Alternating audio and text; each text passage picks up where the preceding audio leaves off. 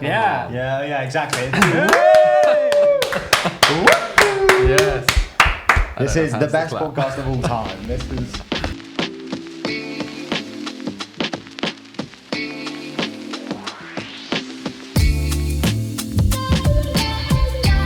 Hello and welcome to the TLDR Podcast. I'm joined today by Ben Blissett. Hello. Rory Taylor. Hello. And Zac Michaelis. Hello. How are you all doing? Very good. Good. Yes. Really Yes. well. Whoa. Wow. Last time, I think someone pointed out that we all just say good. When you say how you doing, we all just go good. Yeah. So So you're trying to sound more sincere this Really time. well, And the yeah. fact you flagged it just seemed even more I genuine. want credit from that It's not person. very British to actually give like an actual Yeah, we answer should say to not the bad, question. really. Not bad, Yeah, yeah. not bad. Anyway, in today's episode, we're going to be discussing upcoming by-elections and the Conservatives' prospects at general elections more generally. We're going to be running through a bunch of underreported stories, and we're also going to be adding to our rundown of the best and worst leaders with our wins and fails for the week for major world leaders. So stick around to the end of the episode to see where different world leaders rank. Before we get to that though, let's get to underreported stories, where each of our team have brought a story they think isn't being discussed enough that they want to say something about. Zac, do you want to start at that end? Oh, yeah, I don't know if it's necessarily counts as underreported. I hope it does, because it's only just come out today, so it Okay. depends how much reporting gets done on it. But the comments made by UK Foreign Minister James Cleverly re China, I think are very, very interesting, because we talked a little bit about a couple of weeks ago about what Sunak's foreign policy, specifically his China policy, was going to be. And Cleverly's made some pretty, for lack of a better term, dovish comments. So he was talking up the virtues of diplomacy. And I think the quote on the BBC headline is that he said decoupling or sort of disengaging with China is not credible. And I think that's interesting for a couple of reasons. First thing that's interesting about what it says about balance of power within the Conservative Party. It suggests that maybe the more moderate foreign policy dudes are having more influence over Sunak. I think it's also interesting because it suggests that we're not just going to toe the American line on these things.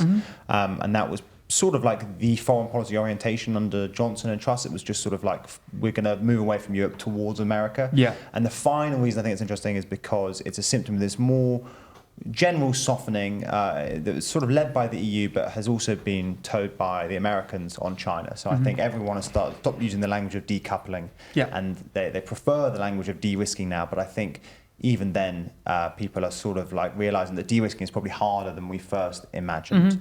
And I would like to think that's because we've realised that we can't solve the world's biggest problems like climate change, for example, without China. Yeah. But I think it's mainly because people are less intimidated by a sort of economically stagnant China. And that's especially true of the Americans.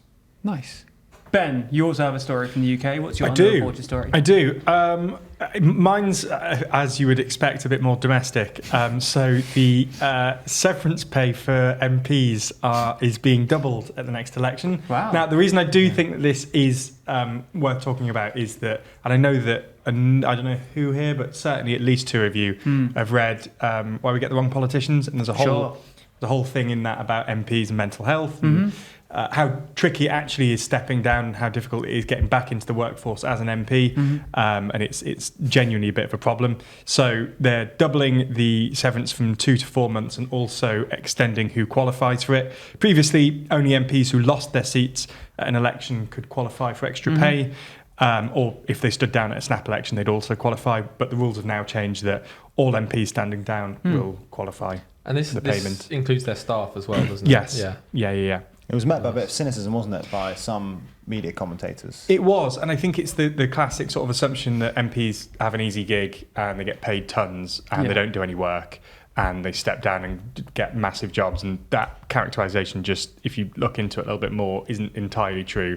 And especially losing elections is quite tricky for MPs most of the time. So There can be a lot of Conservative MPs losing elections It next probably time. will be, Out yeah. for themselves in a few months. Yeah. Maybe. Can I just a little poll of the team? Do we think MPs should be paid more?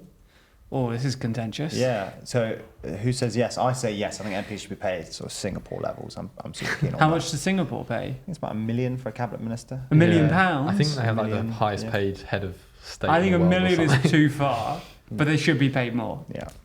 I'm sort of happy at the current. I'd be fine for it to go up a bit. I think it's fine. Yeah, at the minute. I think there are other ways you can improve the kind of job satisfaction without just increasing pay, but you know. Yeah, Okay. I don't There know. you go. Any intuitions? I said more. Oh, you said Slightly more? more. Slightly more, Okay. but not Singapore more. Okay, fair enough. Rory, Yes. your underreported story. So mine, it came out in a German newspaper that the EU is apparently planning a new military civilian mission in West Africa, so in the Gulf of Guinea, which is the coastal West African states. This kind of comes after the EU and France in particular has taken a bit of a battering in West Africa recently because of all the coups and kind of turning against France and its presence there. The interesting thing about this is that the EU does have missions in inland, landlocked West African states, and they've kind of been kicked out or asked to withdraw from some of them. And this kind of represents them shifting their focus to the coastal states, which generally are kind of wealthier and less insecure than the ones kind of further north. But they are starting to see the kind of insurgencies from like Al-Qaeda and ISIS-linked groups bleed over their borders into these coastal states. So I think this is the EU kind of taking a step back from those landlocked West African states and trying to like secure the coastal states against the wave of coups and insecurity that the region's had. Interesting. And a topic that was discussed in the daily discussion today.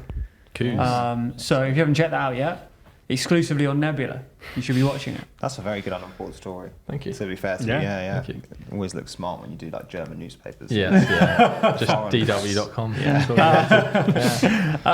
Let's move to the main story then. Our main story we're going to discuss today is upcoming by-election and also the Tories more generally and their electoral prospects across the board. Do you want to start with the by-election though? Does that make sense? Sure. Does someone give us an outline of what's happening with the by-election, why it's happening and what the expected results are? So this is a by-election in Mid-Bedfordshire, so it had been predicted for a little while because Nadine Dorries Hasn't turned up for work in a bit? No, she said that she'd stand down because she wasn't given this peerage that she was promised. Lots of different complicated reasons, but in essence, she just feels that Rishi Sunak sort of stabbed her and Boris Johnson in the back a little bit. She said she'd resign a couple of months ago, and she hasn't. And in the time, in those 2 months, she hasn't turned up. She hasn't done. She hasn't spoken in the Commons. She's not really been present, but she's still been being paid and everything. She's not enough though. According to Zac, should be earning millions for not turning up. Come on, that's not fair. But the other day she said, yes, I'm going to be sort of resigning now. And I'll take my 4 month severance. Yeah, exactly. Weirdly, right as the rules changed. But anyway, she said she'd be standing down. So now there is going to be a by-election in Mid-Bedfordshire. And the interesting thing here is that the Lib Dems and Labour are relatively similar polling. I think Labour were closer in the last election and have been the second party in the constituency in the last 3 elections. But the Lib Dems are not far behind, and neither are pulling out, which has led to some speculation that there's going to be vote splitting on the left, which could just gift the Tories the seat. Yeah. The other interesting thing to note about Nadine Dorries' resignation is that in her second announcement where she actually resigned, she did it in the Daily Mail, and it was this kind of very long, like excoriating letter attacking Rishi Sunak and his government. Apparently, he saw it first in the newspaper. So she wrote it as a letter, "Dear Prime Minister," but didn't actually send it to him. Made just him put buy in the Daily a newspaper. Mail. Yeah, so pretty tough on him. But she really, really went in hard attacking him, which I guess could damage the Conservatives in the by-election. But if people are already not a fan of Nadine Dorries, then do they take Rishi Sunak's side? I don't know. She also did an interview, I think, with the Daily Mail, like a recorded interview, and they uploaded it as well. Yeah, she did. But I think it was either the Daily Mail or the Sun, but I think it was the Daily Mail. But in that interview, she was asked about the criticism that's been made of her for not turning up. And she said, "Oh, well, I think it's completely unfair. I've got caseworkers that are still doing all my constituency work," which was her sort of defence. Yeah, I love that. Other people are doing it. Yeah, exactly, which is just ridiculous. So looking forward to using that at some point. I'm not on holiday. Everyone else is doing my work for me. Well, not only that, but the exact question she was asked was, "Do you not feel bad that your constituents haven't had representation?" And she said, "No, my constituents, the casework's being done." It's like, that's not representation. No, you're meant to be in the Commons representing them on national issues, which you weren't doing. And apparently her kind of failure to show up that much in the House of Commons dates back before her first resignation statement. And it's like been an ongoing issue, but I don't know if that's just what she became disillusioned after Boris Johnson fell and decided that. And she also just went into jungle for a bit, kind of controversially, back in the day. her accountability to turning up doesn't seem all that strong. I mean, North Bedfordshire isn't even that far away, surely. What's in North Bedfordshire? What's in Mid-Bedfordshire? Any big towns? Well, it's kind of a semi-rural constituency with some small towns, So Yeah. there's Near things Luton, there. right? There's people, But no big you towns. could commute easily. Yeah, okay. Yeah. It feels very much like, and I'm sort of giving away my prediction here, but it feels very much like a Lib Dem win to me. It's like a leafy, sort of traditionally Tory seat, sort of, not suburbs is too strong, but like in the south. Yeah. And a Tory MP resigns, sort of in disgrace, at least in scandal. That feels like a classic Lib Dem win to me, Yeah. I mean, we're not doing predictions yet. I just think the vote I think we splitting can. Let's do predictions for now, because then we can move on to what this says about the Tories more generally. So predictions. Yeah. So Lock them in. Well, this feels like a classic Lib Dem win to me, because you've got sort of like it's a leafy but traditionally Tory seat in the south, and you've got a Tory MP resigning, if not in disgrace, at least in scandal. Yeah. And that feels like a Lib Dem win to me. I'm sympathetic to the point about the vote being split, but so far in by-elections, the sort of anti-Tory vote has coalesced around one party, and even though Labour might be fighting it, I do think it will coalesce around the Lib Dems. Rory? I think I disagree. I'm not certain on my prediction, but I'm going to say this one anyway. I think the Conservatives might just clinch it because I think they can afford to lose a lot of votes if Labour and the Lib Dems are fairly evenly split. Yeah. So I think that might be what happens. I'm with Rory. I think that the Tories will hold. I think of the recent by-election, I think Mid-Bedfordshire is one of the easier ones for them to hold. The Tories had like a 24,000 vote majority in the last election. Labour won 14,000. So, and Labour has come first the previous three. So Labour can, in all of their campaign leaflets and everything, say we're the second party. The Lib Dems are going to do what the Lib Dems do and go all in on the ground campaign. And I think that they're really going to take away from each other. And I think that's just going to split so badly. Plus, as I say, it's not like a slim majority. It's 24,000 votes. I think she got 60% of the vote in 2019. So quite a lot. Yeah, there's a lot to lose there. Who do we actually think is the kind of legitimate challenger in this seat? I mean, in my view, Lib Dems and Labour both have a fair argument to make. Labour have the strongest argument. They were the second party last time by about 4,000 votes ahead of the Lib Dems, and were the second party in the last three. That is true. However, I raise you this. Okay. Tiverton and Honiton and North Shropshire, two by-elections that the Lib Dems came from third place to win. That's why I think that's what he's absolutely.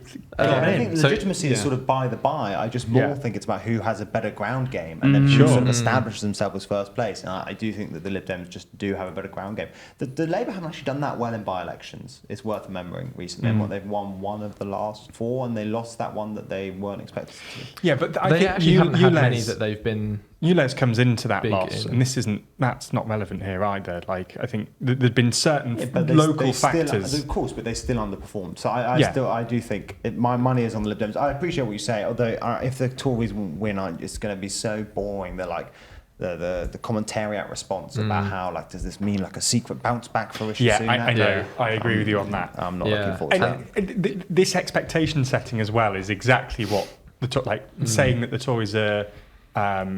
They're going to lose. They're obviously going to lose. And when they win and have such a massively reduced majority, they always spin that as, look how fantastically we're doing. We're on track to win the next. It's like and this it will make people question whether a kind of split vote between Labour and Lib Dems could let the Tories win next year. But I think this is one case that's very, very rare. Like, there's not many constituencies where Labour and Lib Dems are competing. Yeah, this closely. So this is a rare event.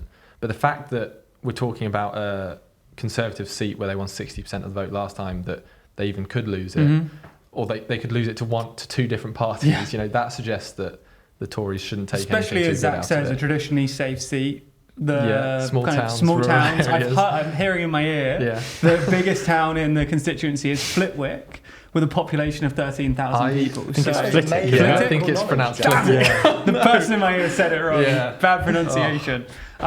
Great knowledge. But you're right. Considering the constituency, it's a worry for them. What do we think that this says? So Zac still thinks they're going to win. You guys think that they won't win. Did you clarify which party? Lib Dems. We think. Sorry.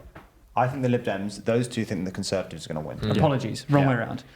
But regardless of who exactly wins, I'm interested, like, what you think this means for the Tories going forward more generally. We've seen a chipping away of their majority through by-elections throughout most of this year. What does this tell us, if anything? Or does it tell us nothing, and it's just, as Zac says, kind of another, just a boring piece about what this tells us, and the answer's not much? I think it confirms that they're basically fucked. Okay. For the next election.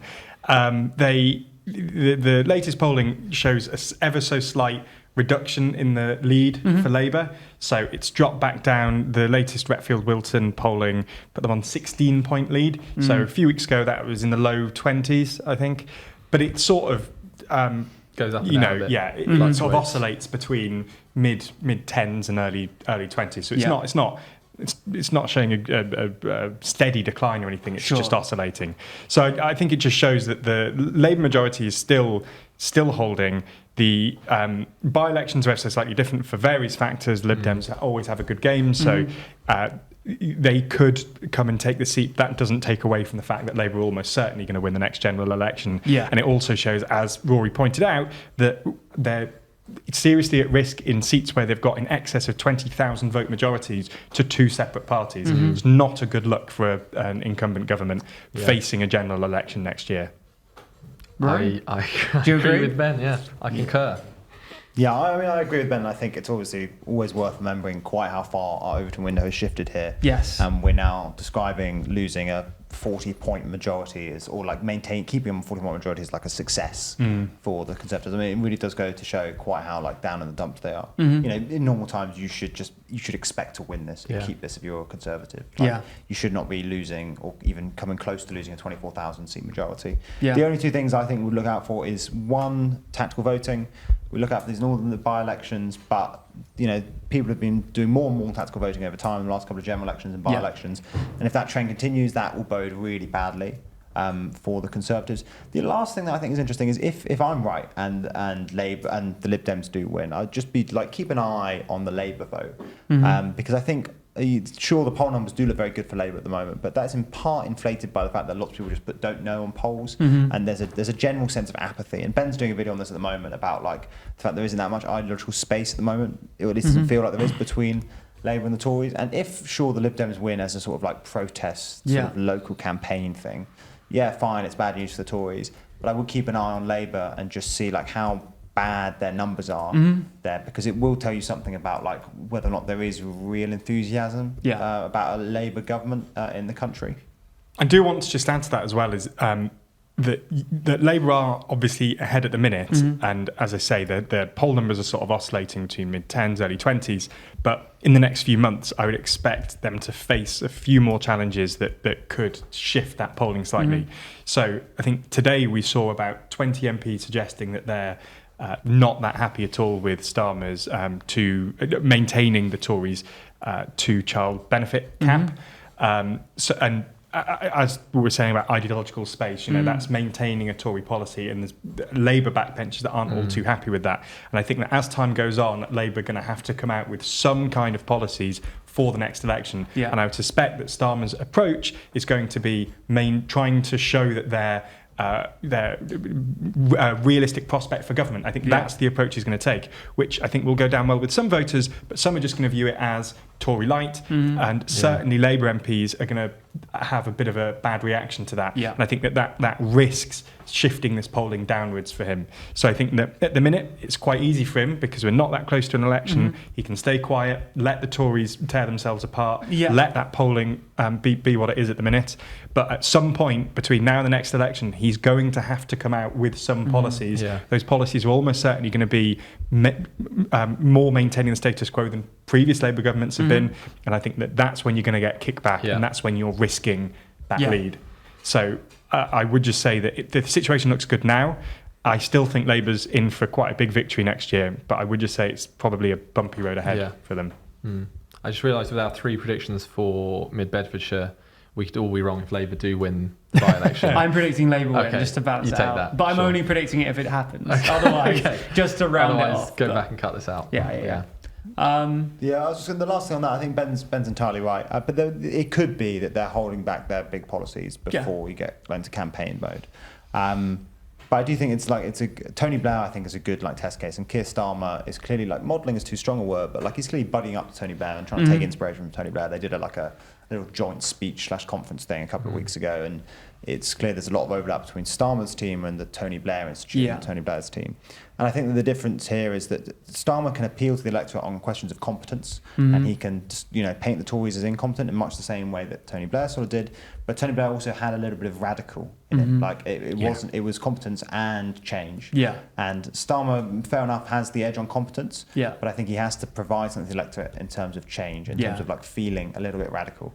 I'm going to plug someone else's podcast here, which is controversial, but there's a really good podcast on this called These Times with an academic called Helen Thompson who does a whole thing on it. But I think there are reasons to be sceptical that like Starmer even has the space to do anything radical. Yeah. I think that the UK is more constrained by the world than it was in the days of Blair. That's just too fucking grandiose. But, but I think that's accurate. Yeah, I think it is accurate. And so I think there are reasons to think that it's going to be very difficult for Starmer or whoever succeeds the Tories, but I do think he has to nonetheless offer something more than just competence. I don't think that's enough to give him the sort of stonking great majority. I think it's hard to quantify, but I just think the feeling is so different. Blair was coming in just before the new millennium with all kind of new technologies, this feeling of like optimism and change and all this, whereas at the minute it's just we're out of a pandemic, there's cost of living crisis, it's kind of just a depressing feeling generally. You can't really model on Blair because the time is so different. But I agree with you that. Yeah, and also Blair just had far more economic space. Yeah, exactly. Starmer does. Blair inherited 2% growth, annual growth. We don't have that anymore, and a younger population and an easier interest rate environment. And without those conditions, like things are pretty difficult. I think there's a symptom of quite how difficult things are is the fact that a lot of the policies that Starmer is flirting with are just Blair era policies. So like ID cards, you hear a little bit of chatter in like Labour circles about ID cards. I mean, that literally is like a late 90s Tony Blair policy. And the fact that we haven't come up with anything new is a little bit miserable. I think the other reason that I think that we're struggling is because now we're just smashing Labour, but I think Starmer and co are too focused on or too keen to emulate the Americans, and they forget that we're just not America. Like that sort of worked in the Blair era because there were certain things you could do to mimic, like the Clinton administration. But like industrial policy is a great example. Like the defining project of the Democrats, the sort of like the bit of radicalism that Democrats can offer is like the Green New Deal, and it's about like bringing industry back to America and like. It's sort of green industry, and we're going to give high-paid jobs back and all that. And we're going to subsidise all of these like industry companies to make sure they do their stuff on our shores. We just can't do that. We don't have the fiscal firepower. We don't have the money. We don't have like the dollars of world reserve currency. And also, that's a zero-sum game. We can't all do Green New Deals. We can't all do heavy industry. And so I feel like when we talk the language of Green New Deal, it just feels futile, a little bit empty. And you see that because it bumps up against the economic realities. And that's why Starmer pulled back on that climate thing he had and said he would delay it for 2 years because we don't have the money. Yeah. So I think that there's a couple of reasons why I think that like Starmer is running out of ideas. And I think that he would be better served looking at places like, as boring, but looking at places like Europe and maybe like places like France for like new ideas to energise the left. France. Yeah, negging France. We would never. France would not traditionally be our sort of like political inspiration. Sure. But I think that the difference between America and the UK is too great right now for us to even look at America. And I mean, Starmer, Rachel Reeves, the whole Labour team, they've they might be holding off on policies, but they've set out their fiscal rules they're going to follow, and they're very constrained by their own rules that they've set themselves. So even if they did want to emulate Biden in America, the American government has spent a huge amount of money, put a huge amount of money into the American economy, and that's not possible under the rules that Starmer's team have set themselves. Yeah. Also, the policies that they're saying that they're going to maintain from the Tories to try and make themselves look credible are just unpopular policies. When Blair did that about privatisation stuff, saying that we're not going to renationalise things, like there was a section of the population that were just quite happy with the fact they were privatised, and it looked sensible at the time. Whereas, with the two-child benefit cap, like it's not a but interesting. Two-child benefit cap. It's not one to be a vote winner, but it actually is popular. Most people don't. Most people think it should be capped. But I suppose it's firstly, he doesn't need to say that this far out. And if you want to try and make yourself look economically credible, there are presumably other policies that won't provoke the same media backlash as that one will. Yeah, I'm not saying it's optimum, but it is multi-conservative and safe because most people do actually still think that the two-child benefit cap should be in place. But people are generally quite anti-welfare. I think that the interesting thing with Starmer is that at least I haven't noticed a single issue where he has kind of stuck his neck out to defend a policy that he knows is unpopular but thinks is the right thing. So, Blair's government scrapped Section 28, which was a massive deal. Yeah. Starmer has kind of not been at the forefront of any fights on whether it's, trans rights or, that's the main example I'm thinking of. But, and I think that's why the example of ULEZ in London, where Sadiq Khan has fully backed it and he keeps defending it, kind of comes as a surprise because it's a reminder that a Labour politician can actually keep defending and championing their policy that might be seen as unpopular because we've kind of got used to Starmer not doing that. Yeah.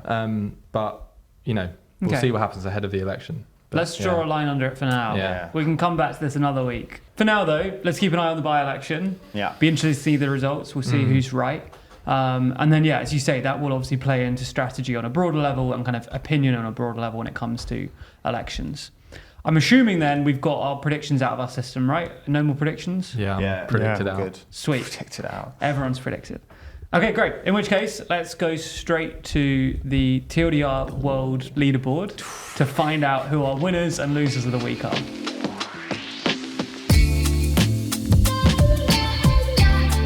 So, let's close today by doing our TLDR World Ranking Leaderboard. We don't have a title for it, but that's what we're calling it today. This is where each week we take a world leader that we think has done well or badly in the week and adjust their position on our leaderboard. If you're listening along, currently we have Modi, Biden, and Pedro, what's his surname? Sanchez. I thought it was, but it felt From like... last week, though, these are the guys who are up from last week. These are all the people that did well last week. Yeah. And then the people who did badly last week were... Ron DeSantis, Putin, and Prince William. How do you not know that? You can't not I don't know the Prince royals. Oh, but I would have thought. heir to You the all jumped in. I was just pausing. I got there. They all did badly last week. So this week, Can we put Jack there? Yeah. no. This that's week, fun, actually. We should park. That's good. this week, each of our team get to add one person to the list or move one person around. If they're moving, they only get to move one position up or down. If they're adding, they have to add in the middle two sections, either slightly good or slightly bad. Let's start with Rory. Oh. Who is your winner of the week? My winner of the week. Yes. I'm worried it might be slightly controversial. Okay. And I want to make clear that this isn't, this isn't about personal approval of any of these people. Oh, no. However, I'm going to move Vladimir Putin up one space. Oh, he's in the winners. Swear. Yeah. The Can thing you move- is, can you move up? I swear last week we said, why have we even put Putin on there? He's just Then going to you go might have to do down. that. Yeah, if you don't mind, thank you. Oh, it's getting messy now with the blue tack. Anyway, while you're doing that, I'll defend my horrific decision. It basically comes down to the Prigozhin thing, and this is quite a brutal, violent thing, but one of Vladimir Putin's rivals, if we can call him that, the man who led a brief mutiny against him, died in Suspicious circumstances last week. Prigozhin, the head of the Wagner Group, he is no longer... Arguably, is no longer a threat to Putin. There was a question of will the Wagner. What do you mean, arguably? Well, there was a question of. alive. Well, I mean, there was a question of whether the Wagner Group would, kick into gear and Yeah. take on Putin again because of it. But that doesn't seem to have happened. And if it hasn't happened immediately after, I don't think it will happen now. No. I think if Putin was behind it, he's got away with it. Mm-hmm. And if he wasn't, he's lost a rival. So I think he's a all in all win-win. had a good week. Fair We enough. are now in a situation where Prince William has had a worse time than a guy losing a war. All because he didn't go to a football match. Shocking. Ben, who's your winner of the week? Mine is Vivek Ramaswamy, the Republican presidential candidate, and this is because of his performance in the presidential debate last week, which I know was Thursday last week, so I don't know whether this counts as Just about. last week. Yeah. But I think I'm going to at least argue. Since we last spoke. I think, before that debate, Ron DeSantis was predicted as sort of the second candidate to Trump, whereas Vivek had quite a good performance in the debate. And it's all about momentum at this stage, and he seems to be the one with momentum. We've now got 2 candidates on the board. I know. We do. Why did Ron go up last week? One went down. Why did Ron go down last week? Why did he go up on the board? I think it was.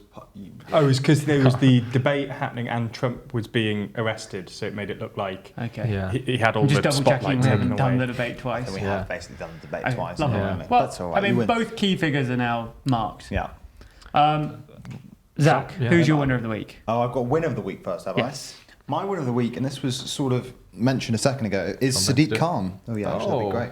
Congratulations. And I think my winner of the week is Sadiq Khan because while ULEZ has definitely been controversial, he has resisted pressure from both the Tories and the Labour leadership who are pushing him to scrap the idea. Yeah. And he's forced it through. I think there's been some concessions on a different scheme, the zero emission scheme.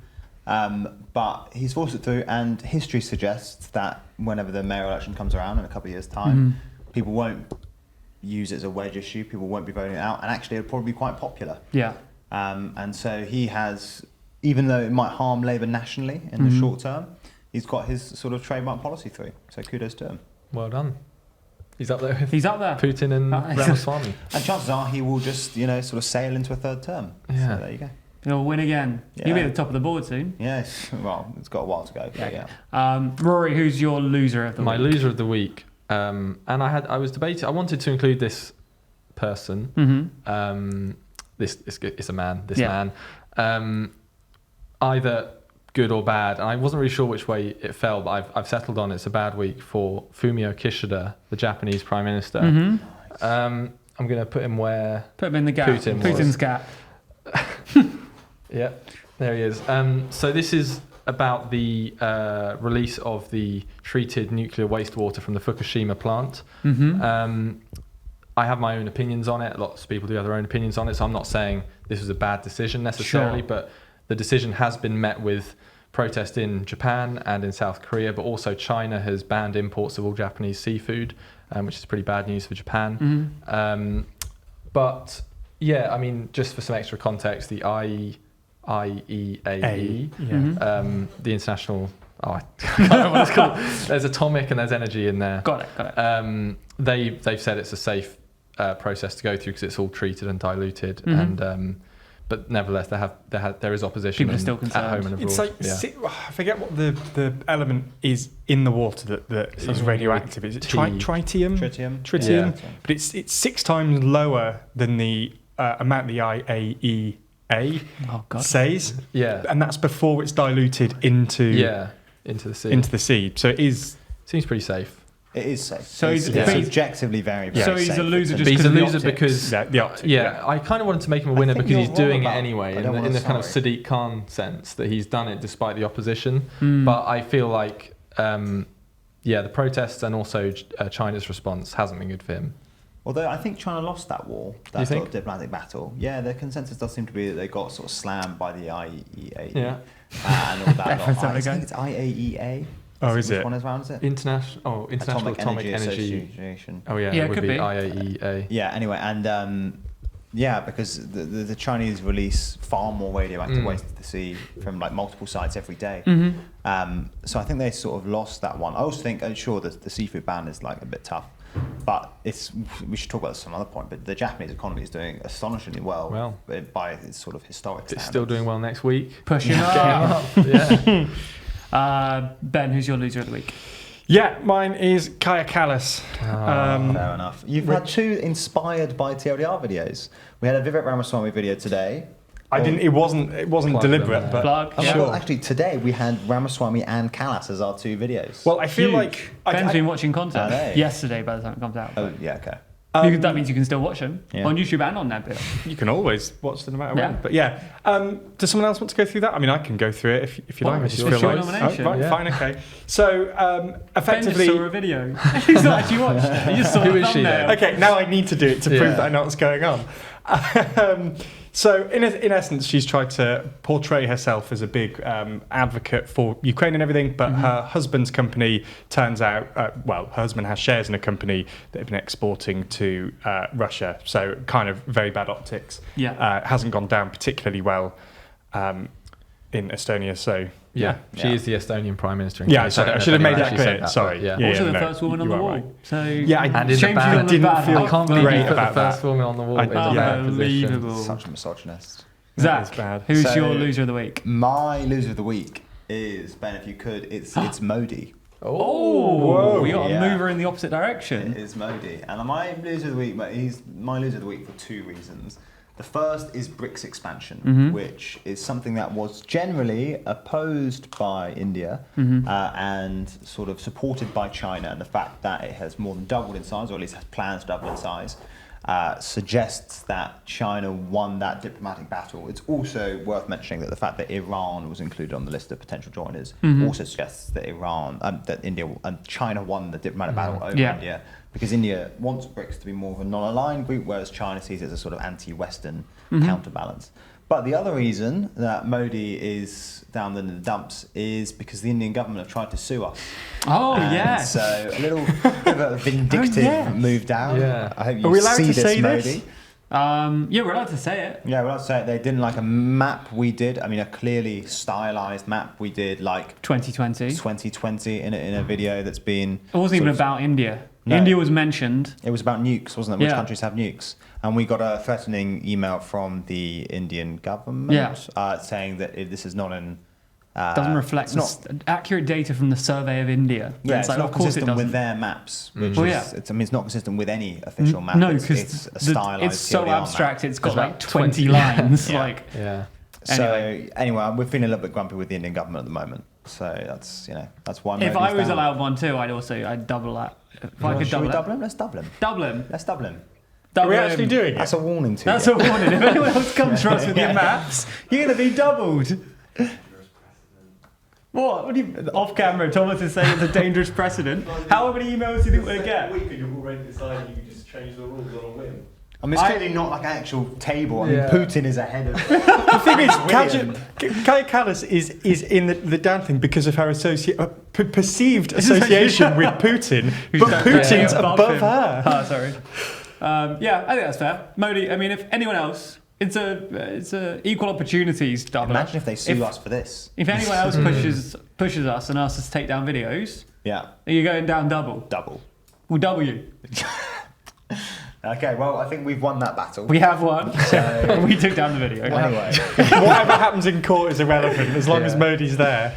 Yeah. Okay, so that's the current ranking. That's where everyone stands. Yeah. We've also obviously run through the by-election coming up, underreported stories, predictions. What an episode! A classic. Thanks for Okay. watching. Yeah. You can't Yeah. call it the classic Are we gonna- in the end.